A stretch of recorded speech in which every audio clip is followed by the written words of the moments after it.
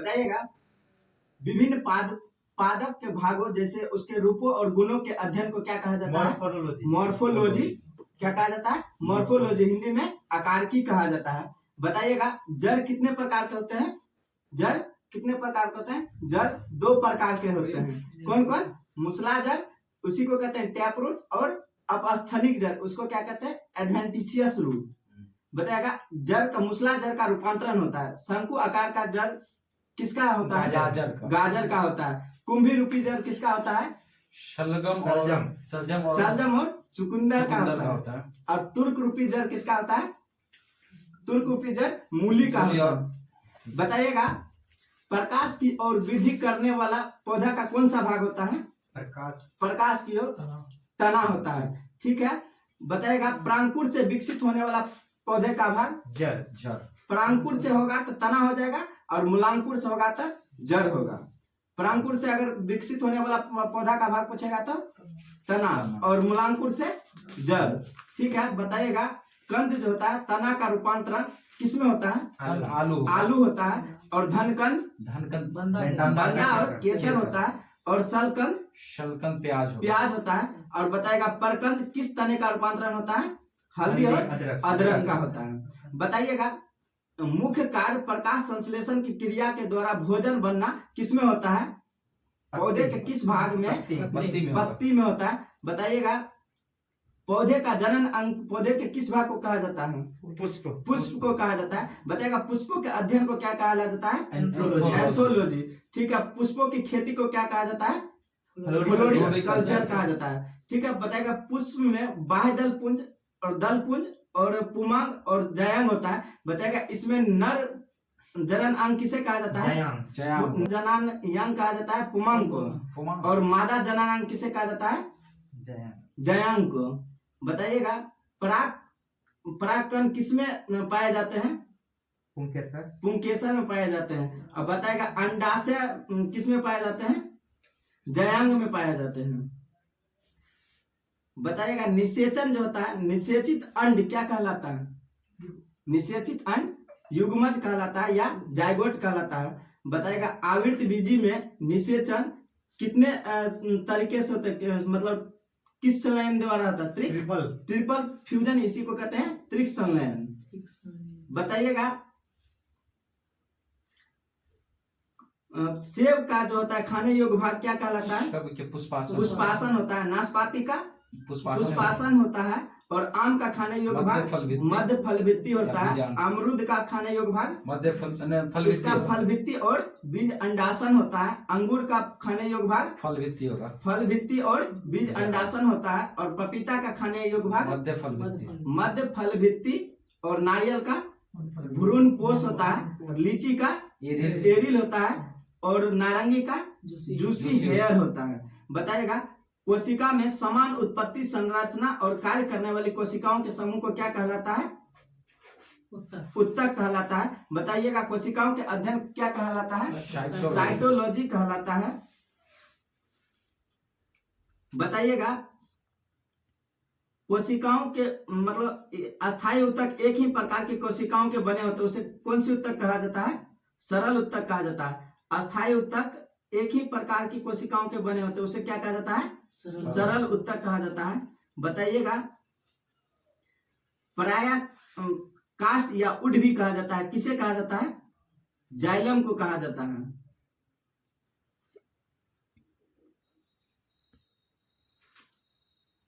बताइएगा पौधे की वृद्धि को नियंत्रित करने वाला हार्मोन क्या कहलाता है?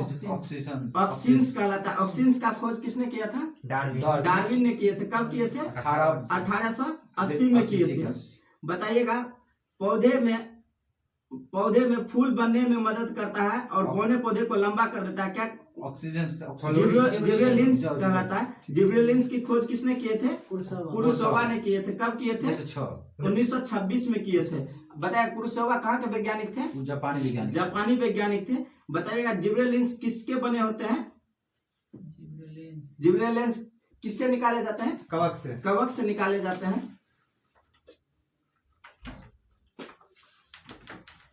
बताइएगा सिक टेस्ट किस बीमारी से संबंधित है? सिक टेस्ट हाँ डिप्थीरिया से है। अब बिडाल टेस्ट बिडाल होगा, टाइफाइड से टाइफाइड होगा है, बिडाल। और बेसन स्टेन टेस्ट प्लेग से है, और लेप्रोमिन टेस्ट कुष्ठ रोग से है।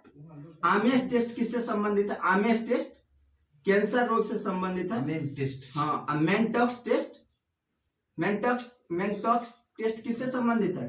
टीबी से है। वेस्टर्न ब्लॉक टेस्ट HIV से है। हाँ हाँ, बताइएगा जंतु विज्ञान का जनक किसे कहा जाता है? जंतु विज्ञान का? हाँ, अरस्तु है ना? अरस्तु को कहा जाता है। बताइएगा विटामिन का खोज कब हुआ था? विटामिन का खोज 1911 में हुआ था। किसने किए थे? हंक ने किए थे। बताएगा BCG का खोज कौन किए थे? BCG का यूरिन कार्लमेट किए थे। बताएगा रेबीज रोधी टीका का खोज कौन किए थे? लुई पास्टर ने किए थे। बताएगा विटामिन ए का खोज कौन किए थे? रेटिनॉल। विटामिन ए का खोज कौन किए थे? मैकुलर ने किए थे। विटामिन सी का खोज कौन किए थे? हॉलकर किए थे। विटामिन डी का खोज हॉपकिंस ने किए थे। बताएगा विटामिन ए का टेक्निकल नाम क्या होता है? रेटिनॉल होता है। विटामिन बी का B1 का थायमिन होता है। बताइएगा B5 का टेक्निकल नाम क्या होता है? पेंटोथेनिक अम्ल होता है।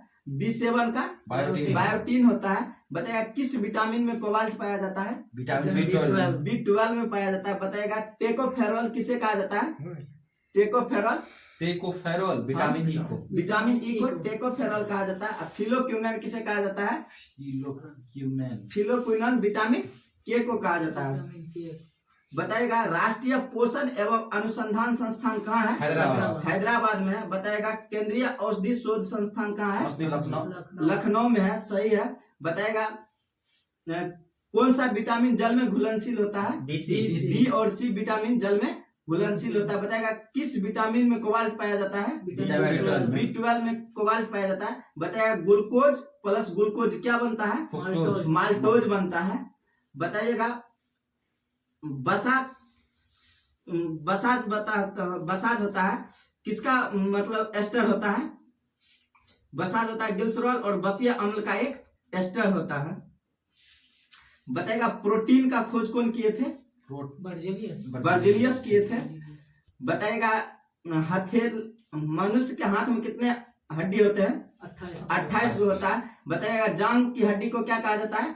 फीमर का होता है। बताएगा मनुष्य के शरीर की सबसे बड़ी हड्डी जांग की हड्डी फीमर होती है, और सबसे छोटी हड्डी स्टेपिस कान की होती है। बताइएगा गर्दन में कितने कैसेरुकी होते हैं? 8 होगा। 7 गो कैसेरुकी होता है। गर्दन में कितने कैसेरुकी होते हैं? 7 गो होता है। बताइएगा दम्मा जो होता है, दम्मा किस कवक के होता है? एस्परजिलस फ्यूमिगेट्स से होता है। एथलीट फुट टीनिया पेडिस से होता है। बताइएगा सूरजमुखी जो होता है किस कुल का पौधा है? सूरजमुखी कंपोजिट का। जितना फूल होता है सब किसके कुल का होता है? कंपोजिट का होता है। बताइएगा आलू मिर्च बैगन किस कुल का पौधा है? सोलेनेसी का है। बताइएगा कोलेरा नामक शैवाल को अंतरिक्ष यान के केबिन में उगाकर प्रोटीन उसमें आता है। हाँ ठीक है। बताइएगा कवक के अध्ययन क्या कहलाता है? माइकोलॉजी। और शैवाल का अध्ययन क्या कहलाता है? फाइकोलॉजी। बताइएगा केंद्रक का खोज कौन किए थे? केंद्रक का खोज हर्टविग। केंद्रक का खोज किए थे रॉबर्ट ब्राउन ने किए थे। केंद्रिका का खोज कौन किए थे? फंटाना ने किए थे। और क्लोरोप्लास्ट का खोज कौन किए थे? फ्रिस्चर किए थे। स्पिंचर ने किए थे। क्लोरोप्लास्ट का खोज कौन किए थे? स्पिंचर ने किए थे। तारकाय का खोज बाबोरी ने किए थे। और गोल्डिकाय का खोज कैमिलो गोल्डी ने किए थे। बताइएगा एपीकल्चर किससे संबंधित है? एपीकल्चर मधुमक्खी पालन से संबंधित है। और सीरीकल्चर रेशम कीट पालन के अध्ययन से संबंधित है। और पीसीकल्चर मछली मत्स्य पालन का अध्ययन है। बताइएगा जीवाश्मों का अध्ययन क्या कहलाता है? पेलियंटोलॉजी कहलाता है। बताइएगा फाइकोलॉजी क्या कहलाता है? शैवालों का अध्ययन। बताएगा पोमोलॉजी फलों के अध्ययन। बताएगा पक्षियों का अध्ययन क्या कहलाता है? ऑर्निथोलॉजी कहलाता है। बताइएगा मछलियों का अध्ययन क्या कहलाता है? Ichthyology। इक्थियोलॉजी कहलाता है। मछलियों का अध्ययन क्या कहलाता है? इक्थियोलॉजी कहलाता है। बताइएगा छिपकलियों का अध्ययन क्या कहलाता है? सोरोलॉजी कहलाता है। छिपकलियों का अध्ययन क्या कहलाता है? सोरोलॉजी कहलाता है। बताइएगा अनुवांशिकता का सिद्धांत किसने दिया था? मेंडल ने दिए थे। बताइएगा जंतु विज्ञान का जनक किसे कहा जाता है? अरस्तु। और पादप विज्ञान का जनक किसे कहा जाता है? थियोफ्रेस्टस को कहा जाता है। बताइएगा जीव द्रव का सिद्धांत किसने दिया था? हर्टविग ने दिए थे। जीव द्रव का सिद्धांत कौन दिए थे? हर्टविग दिए थे। और कोशिका सिद्धांत कौन दिए थे? स्लाइडन एवं स्वान ने दिए थे। बताइएगा कोशिका का खोज कब हुआ था? 1665 ईस्वी। कौन किए थे? रॉबर्ट हुक ने किए थे। बताइएगा शनि ग्रह का खोज भी 1665 ईस्वी में हुआ था। कौन किए थे? क्रिश्चियन हाइगेंस ने किए थे। वही ने किए थे। कौन किए थे? क्रिश्चियन हाइगेंस से किए थे। बताइएगा द्विनाम पद्धति का कौन दिए थे? कैरोलस लिनियस ने दिए थे। बताइएगा जंतु का नाम जो होता है किस पर आधारित होता है? जंतु का जो नाम होता है किस पर आधारित होता है? द्विनाम पद्धति किस जाति या वंश? जाति पर आधारित होता है। हाँ। बताइएगा कवक का मतलब कि जो पादप कवक का कोशिका भित्ति किसके बने होते हैं? काइटिन के बने होते हैं। बताइएगा